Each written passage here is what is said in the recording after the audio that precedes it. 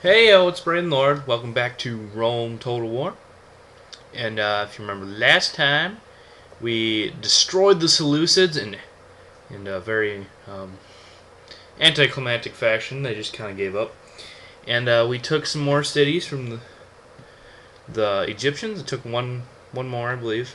And we also started our counterattack against the Parthians. So today, hopefully, we might be able to take a Parthian settlement and keep our push against the Egyptians. And let's see what's going on the map. I believe I pretty much finished the turn last time, so yeah. And yeah, okay, we have to engage that army sieging the city, and that could be a cool battle. We'll have to see what's going on. Petra's still mad; they might revolt. This army's gonna go attack Alexandria, and if we take that, we get the Pharos of Alexandria, which really isn't that helpful. That wonder reduces the chance of your ship sinking randomly in the middle of the sea, but it's a pretty low chance anyway. It doesn't usually happen. It usually only happens when you lose as well. So I'm going to save it, and we're going to engage these 3 cataphract generals. And got to make sure I don't make them AI reinforcements, because that'll be horrible. And we're going to engage. To lead untrained people to war is to throw them away. Yep. At this point in the game, I will not use militia units. I will, unless I need them to defend a settlement, I will not use militia units. I will use fully professional armies in the field, because there's no excuse at this point in the game to not have unprofessional armies. And the computer likes to do that, so like, I don't know. They just fill their armies with anything. It's pretty weird. And we got the 4 pikemen, led by a captain. I'm going to put them up on this hill. I mean, that alone should deter them from attacking. And we're going to bring our general and our other phalanx pikemen in, along with our horse units, as backup. And that should deter them. And while they're marching up, we can talk about something. So, how's it going, guys? This weekend is St. Patrick's Day, the Day of Green, Irish holiday. I don't really know much about the oranges in St. Patrick's Day, or much really about St. Patrick, but I know if you don't wear green, you are shunned. Shunned! And I heard there's a rule that you can kind of just beat up people that aren't wearing green, and oh, I guess he retreated. And there goes my phone. I will attend to that later. That's not a big concern right now. And Veni Vidi Fisi. I came, I saw, I conquered. We are doing a lot of that this LP. Let me tell you. Okay, so they retreated. I guess they realized that, they couldn't stand the 6 phalanx pikes in general. So I'm going to retrain the units that got hurt under siege and that repelled the attack last time. That was a pretty epic battle last time, I gotta say. That was a pretty intense match there. And, yeah. We're going to keep this guy in that city, and we're going to train some more units in here. We already got some underway. That's cool. And we should be able to defend from the north for the rest of the game. That's our hope. Now, I'm not going to push north. I mean, I guess if this ends up being only like 25 parts, I guess I could go finish off Parthia or something. I don't know. But ideally, I don't really want to push up there, because it's just kind of a waste of time, and, they're not really hard. And we actually won a decently close ship battle. And, okay. Alright, the Parthians are trying to break the siege. That's logical. They got a nice general, and they got a unit of cataphracts. Other than that, their army's pretty much complete crap. So it should be a pretty easy battle, but, we haven't fought many battles against Parthia, and this is a battle for a city, so I might as well show it. Doo-doo. Yeah, all Eastern Infantry and Hillmen, 1 unit of horse archers, not much to worry about. And I decided to cut the battle because the reinforcement army didn't come in, so we spent like 5 minutes playing around with the slingers trying to get them to come in, and it never happened. So I just decided to cut that out, because you're not going to want to watch that, and I'm not really interesting unless there's something going on in the game.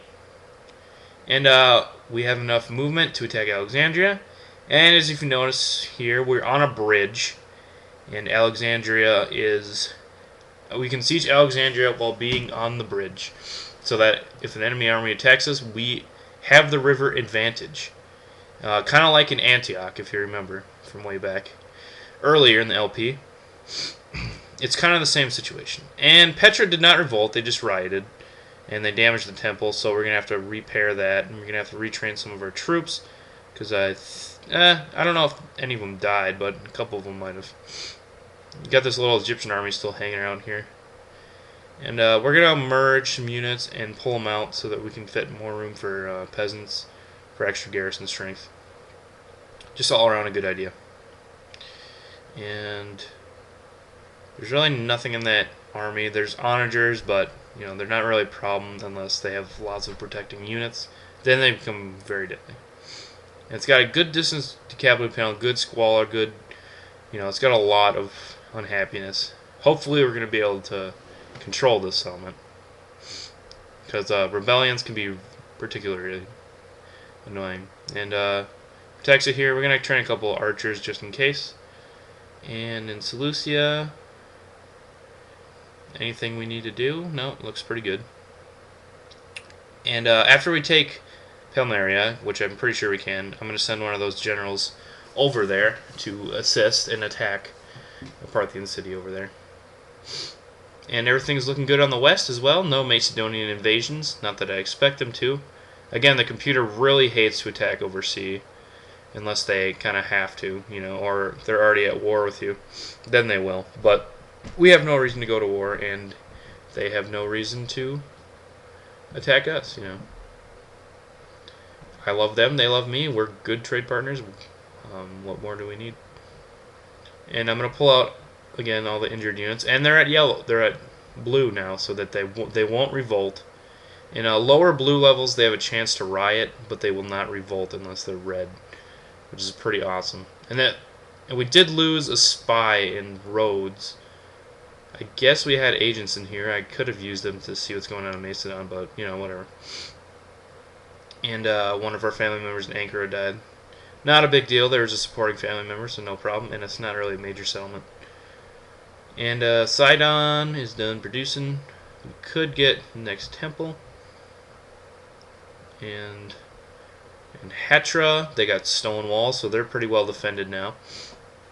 And we could raise the tax rate, and we can build an executioner's place, so we can get even more happiness and hopefully raise the tax rate.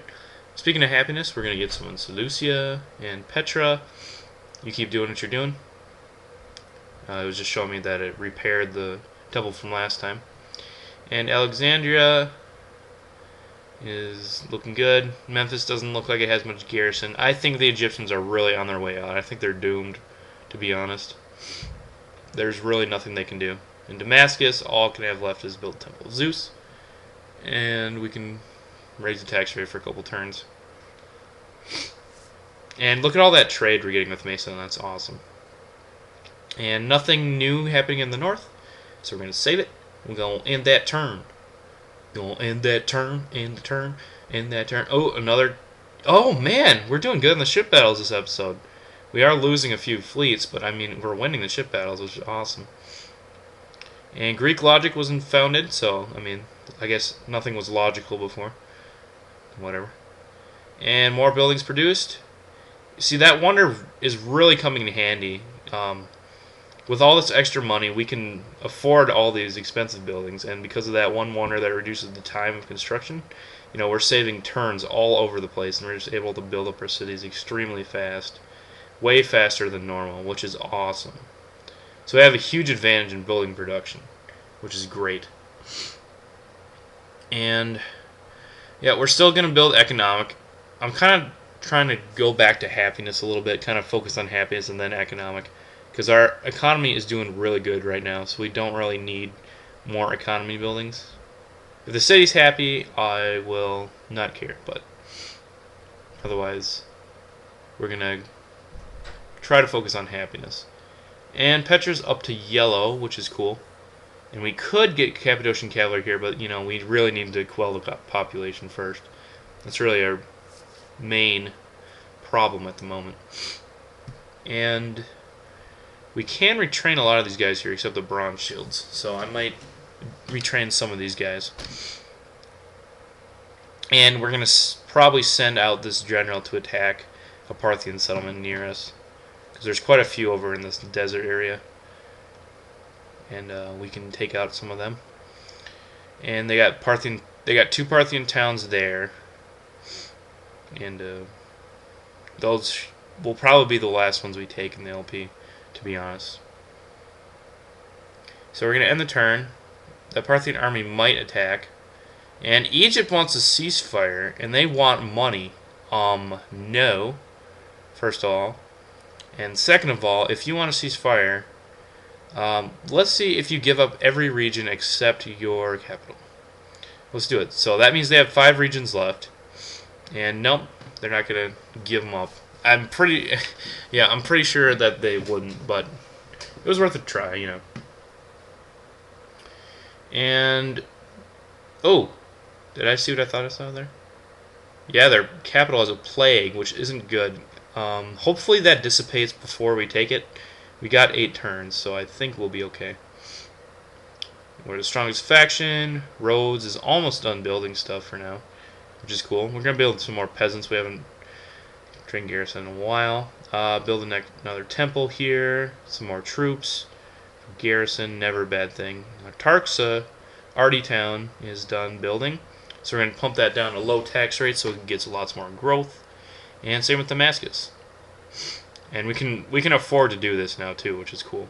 Afford to grow our cities. And we're going to pull out this experienced phalanx pikemen, and now we have a really powerful army here.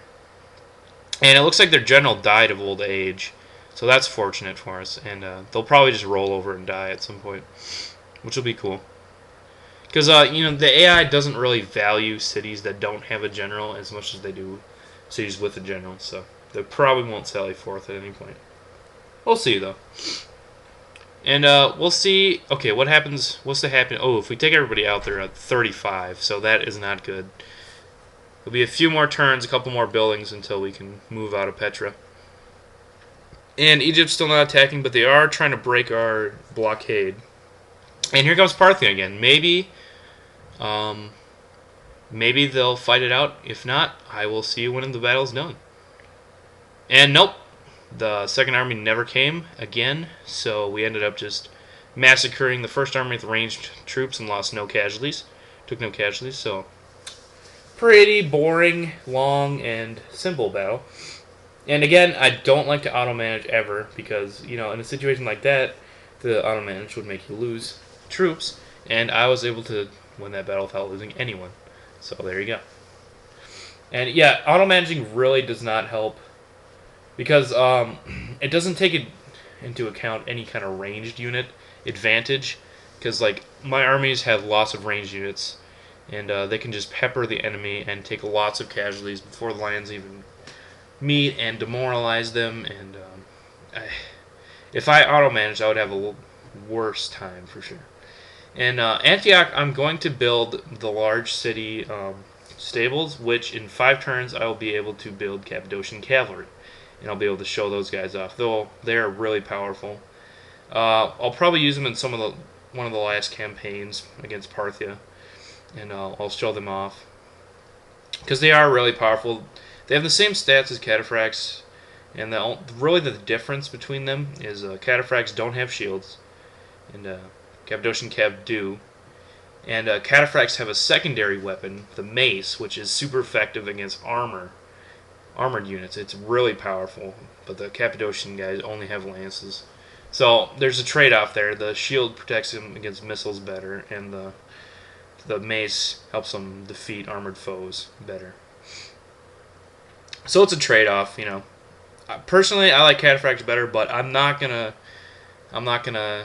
knock Pontus for having a slightly inferior version of super heavy cav.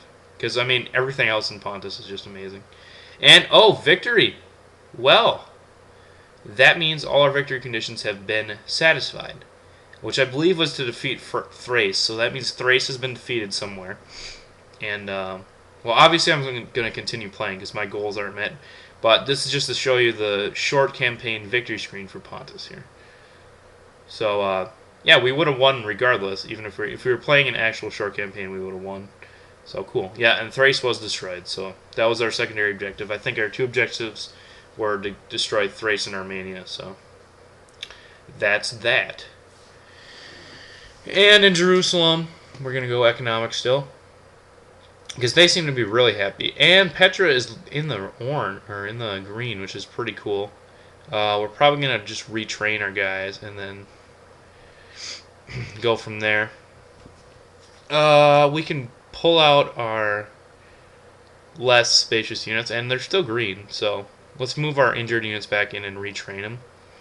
And then next turn, hopefully, we should be able to move out with an army and attack a city. If you can see that large green patch slightly to the north, those green patches in the desert are where cities are. So if you don't know, if you haven't played the game and don't remember where, or don't know where any of the cities are in the desert, you can easily find them because they have the patches of fertility around them. It's kind of a silly choice by the developers to do that because, I mean, if you know that secret, it's pretty easy to find any settlement in the desert. Fortunately, there's not that many in the desert as is. And we won another ship battle. Holy cow. And Parthia wants a ceasefire for pretty much nothing. Let's see if we can get them to give us some regions. Maybe those regions to the north. Kapislani and Kabisake. No, those are going to have some major unhappiness. How about these two towns that are in the desert? I'm going to be able to take them easily anyway, and it'll just help speed up the process. And Susa would be nice too. So let's see if they're willing to do that. No. Perhaps later. So they're kind of willing, but they don't want to. We're going to occupy because they're green, and we'll see how much population they have, and maybe we can grow it right away. And yep, okay, they have over 12,000. I figured that much because of the negative population. Usually you don't get negative population unless you have too much squalor, and that's what the case was. So we're going to be able to upgrade that into a large city immediately, which is pretty awesome. And we're going to go around the empire building economics. You might ask, why don't you queue up buildings? Well, if I do, I like to have a lot of money at my disposal at one time, just in case I need to, I don't know, do stuff, build a lot of troops and stuff. And also, it lets me micromanage every city every time a building's built. If like, it zooms in on the city, I can see the happiness currently of the city. I can see if there's any problem, enemy armies or anything. I can see what kind of garrison I have, and I can update with new troops. And I can change my building patterns every time I build a building, so I'm not stuck with one building pattern in a city, I forget about, and then end up building stuff that I don't want. And personally, I just find it the easiest way to manage lots of settlements is just one building at a time. And I love Rome Total War's construction menu, I'm not going to lie. It's really convenient because it zooms in on the city, like I said, and it lets you build buildings just one at a time in your empire really easily. And we're able to take almost all of our units out of Petra, except a couple of pikemen. So we got an 18-unit army, and that's pretty good. And they have a nice force over here. Probably not too advanced troops, but next turn we should be able to find out what kind of strength they have. I think that's Bostra, if I'm correct. And see, the Red Sea down here has 3 ports in it, so it's kind of a mini naval monopoly. It's kind of weird. Same thing with, I think, is that the Caspian Sea in the north? Parthia kind of has a monopoly on that. Little sea. Otherwise, everything's connected in one sea. And yeah, okay, it's Bostra, and they do have a decent amount of troops. They have more units than I do, but they're much worse, definitely. And not much built this turn, so more money in our coffers. We're over 100,000 now, so hooray for over 100,000. Oh, sorry guys, this is kind of a boring episode, but late in the Empire, things kind of get boring unless there's epic battles, and we're not really having any epic battles for some reason. I guess Egypt is done having epic battles, and Parthia just sucks. I gotta say, if they don't have any large cities, it doesn't say, oh, no, yes, Oh, no way! Mercenary war elephants. Oh, there's like a 0.05% chance of these appearing, and you always want to get these because having war elephants as a faction that can't train them. No way, man! We're gonna have to tear something up with those war elephants. I cannot believe we just got war elephants as mercenaries. Oh, yes! I get to show off war elephants in this LP too. Nice. So I'll pretty much be showing off every type of unit that you can find in the game, which is pretty cool. Except for line infantry, you know, because nobody around here really has good line infantry to show off, like Romans, you know. Romans or barbarians have good line infantry. I can't show those off. They do have quite a few onagers in this battle, and 3 armies. They did conjure up some forces, so this is kind of a... This will be a good battle, but, you know, we are on the bridge, and it's going to take a long time, so I'm going to speed up this battle, and I'll meet you down there. And war spares not the brave, but the cowardly. Yeah, because the cowardly run away, and the brave stay and die. So, we're going to line up our guys. I'm going to have 3 units guarding the bridge, and then have 3 reserve units of pikemen. And that's how I'm going to work it. Put our bronze shields in the crux position, because they're the best troops and they can hold the line easy. Have the 3 guys behind them. Put our archers to the sides, chariot archers in the back of them. Have our Javcav in support and our general in support. And we're only going to engage phalanx mode on those guys. The computer does... The Egyptians do have some range support, so we are going to have some ranged battles, like with these Bedouin archers here. And here comes their chariots and their general. They're just going to get destroyed pretty easy. I mean, they don't really have anything to fight phalanxes with in general, not to mention fight phalanxes defending on a bridge. So this is pretty much the easiest battle ever. The only casualties we're really going to take is friendly fire and missile-to-missile combat. And, well, yeah, if they have better missiles, like this, one of the armies has Pharaoh's Bowmen, which will be able to outrange ours, so they'll be able to pepper us, and then once we defeat their infantry, we can swarm them with our cav and destroy them. So first army gun, and pretty easy. We got 3 generals, and we missed one. We didn't kill that first one. But hopefully we can kill one of them at least, you know. It doesn't really matter, because none of these generals are really any good, but it'd be nice to kill one of them. And yes, okay, see, this guy's Pharaoh's Bowman, and we're going to have a missile fight with them. And we're running out of missiles ourselves. So, our chariot archers still have some, and he routed there. Fortunately, he survived as well, so that's 2 out of... And the bronze shields decided to not cooperate. Sometimes they get stuck on themselves, especially if the battles are this drawn out. And look at the phalanx pikemen go crazy. And we're able to sweep them up with our cav then, and end the battle. And as you can see, we only lost maybe 150, and they lost 1,500. So definitely a good battle. Not for them, and not for entertainment, but I mean a good battle as far as results-wise. All the generals, they're numerous but not good for much, was that quote. And I agree, they had 3 generals, I had 1, and I won. So there you go. And speaking of general, here's this guy. Vahumisa. And first army attacking us is pretty similar. Lots of eastern infantry, lots of hillmen, 1 unit of depleted slingers. Not a problem. But I'm going to show this battle in normal speed because... Oh...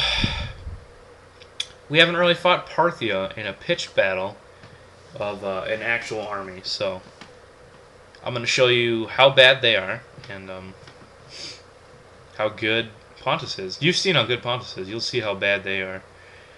And we do have a lot of phalanxes, so right there, our phalanxes win automatically. I could probably win with 2 units of phalanxes, honestly, if I just put them in a V shape and let the enemy swarm around. They would probably lose. But I happen to have a lot more troops in that, so I'm going to have to use them. And we got lots of Javcav, we got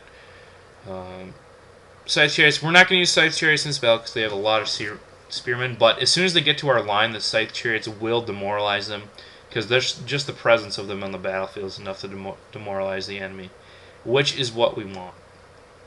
We're going to send our Jav Cav over here, and it is a sandstorm right now, so our ranged units are a little less effective. They're a little less accurate, and they, I think they have a little less range, if I'm not mistaken. Hopefully this will clear up, but if it doesn't, it won't really make too much of a difference, because they don't have much hope against our phalanxes anyway, so doesn't matter. And our javelins still have the same range, because they have to be close anyway. And we're going to engage this flank and destroy this unit, hopefully. Oh my. Ugh. Look at the casualties on that. We're going to try to swing around and attack their general. Oh, we routed a unit just for... Oh, that's just funny. That's awesome. Routed a unit with our presence. I just love these guys. I love Javcav. I just love Javcav. Javcav. Can't say it enough. Every battle I play with Javcav, it's just, I never get disappointed with them. Even if they suck and run into the enemy, I'm still like, oh, you know, you've succeeded too many times for me to really care about this failing. And I put the Bedouin archers on the cliff because I thought maybe they could hit the flank of this army. I'll keep them here just in case they start shooting. And they should... Oh, there we go. They started shooting now at that unit down there of Eastern Infantry. So cool. They should be able to pick off some guys, and that'll be nice. And the archer units that are on top of a cliff or have any high ground in general receive a great range and damage boost. So that's always a good thing if you can get the range advantage and have the hill advantage. You can definitely win. One of the better formations in the game is to have your line infantry in one area to draw the enemy and have cavalry supported archers like lying in wait and for flanking fire on like hills like this. As you can see, they're drawn towards my infantry while my flanking fire is able to take out some of their units. It's kind of what I'm talking about, but in a larger scale, you know, with more ranged units flanking. And anyway, their general's getting mowed down because they're just dumb. And they're trying to chase down my Jav Cav, but I'm like, dude, what are you doing? Their general's down to 20 men. The rest of their army's just totally disorganized. Because A, the computer's horrible at fighting. As we've seen, the computer's horrible at fighting enemies that have Jav Cav. So if I ever do a Roman LP again or something, the computer is going to be a lot better than they are in this LP. But for this LP, the computer kind of sucks. And they are charging the bronze shields from the side. They're not going to win. They're going to take a couple casualties, though, because they got the sneak attack and they have a flanking bonus. And the shield's not on that side, I believe. I could be wrong, I don't remember. And we're going to engage the rest of their units here. And they killed like 2 Jav Cav there. And can move our bronze shields back because they're getting disorganized. And we're going to engage.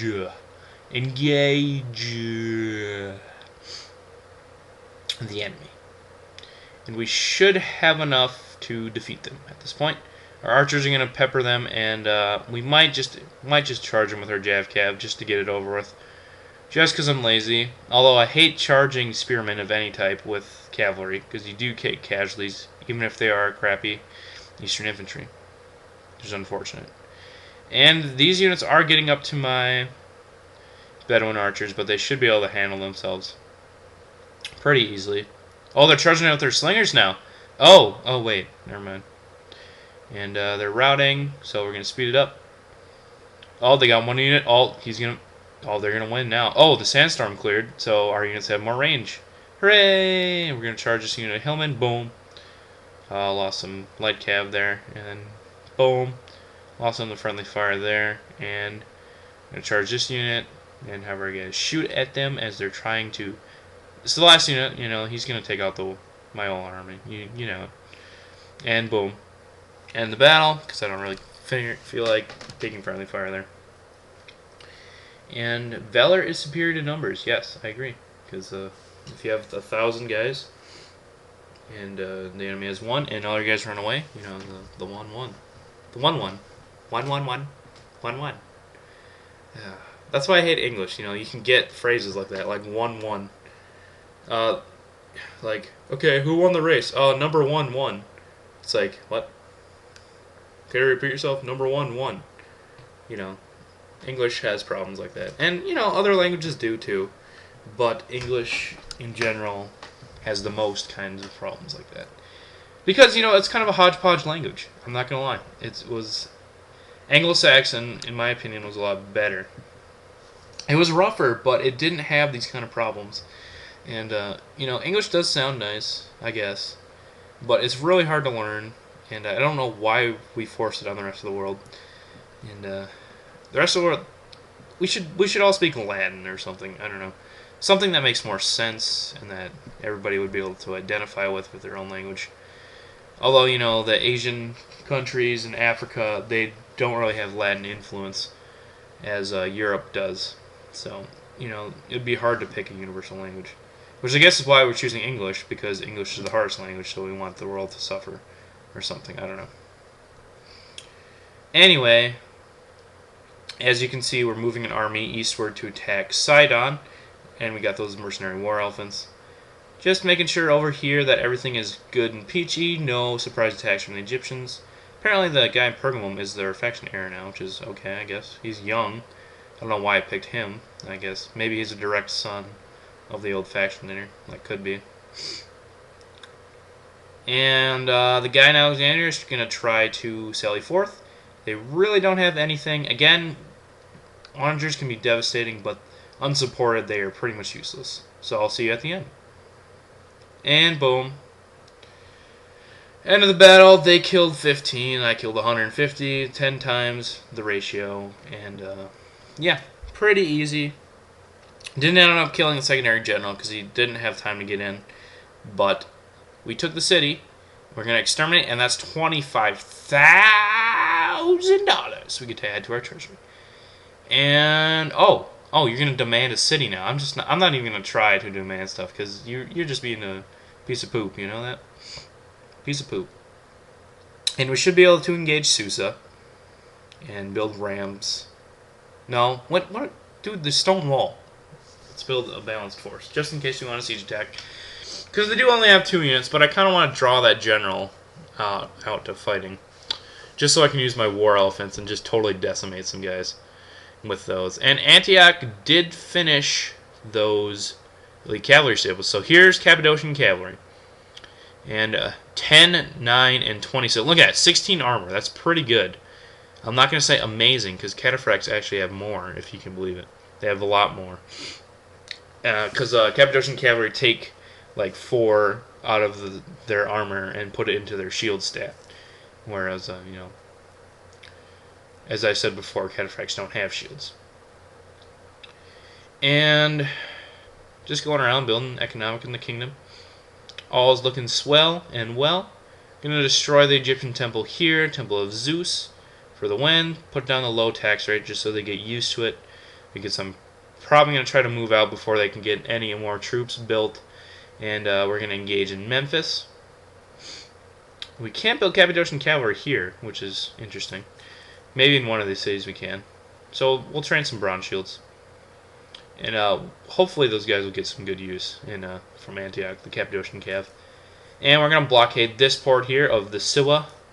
The Siwa. I'm going to be saying that a lot when we get to there, but... Anyway, this has been a pretty long episode. Lots of battles, lots of trivialness, and kind of boring. But we did take a lot of land. So this is Bradenlord signing out. And next time, hopefully we take out all of Egypt. Peace.